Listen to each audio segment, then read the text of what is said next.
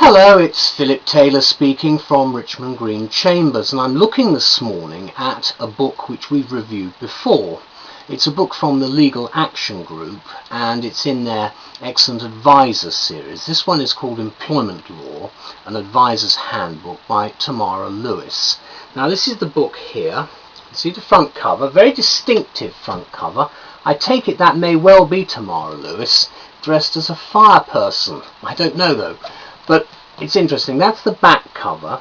You can see also the way in which the book's structured. You've got a nice little shaded bit at the bottom there, which shows you where the appendix is, and that gives you a checklist, which is really quite useful about how to deal with a tribunal. The index is, as usual, fairly substantial index and very helpful. And what you've got in the book itself is quite heavy, at about 800 pages. Yes, over 800 pages. Paragraph numbering at the sides, very helpful, and some useful, more detailed footnotes. Now this book covers everything you're looking for. TUPE, the whole lot is in there. Now what I'm suggesting is that this particular book is needed now because there have been some changes in the law. It's not long ago since we reviewed the 8th edition, but what we've given it as a title this time is From the Legal Action Group, the definitive text on employment law for advisors and non-lawyers too, now in its 9th edition. So if you're a practitioner preparing a case for an employment tribunal or representing your client or perhaps yourself, the new edition of Employment Law by Tamara Lewis should be your next must-have purchase. These books aren't expensive, and they are, in my view, very reasonably costed, and for what they are, they're the sort of materials you need to have if you go to court. They're the sorts of book that we actually see in court because all the people tend to use them. So that's an indication of how serious these books are taken, how seriously they're taken by all the parties concerned. So even if you're not a lawyer but advising a client, please note that the book is a claimant focused one and therefore relevant to you, whether you're an employee or an employer. A lot of the cases that are involved are brought, of course, by employees, and the trouble is that rather a large number of them are lost. And in my view, some of them are lost probably because of perhaps inadequate preparation, and that's one of the reasons why this is such a good book.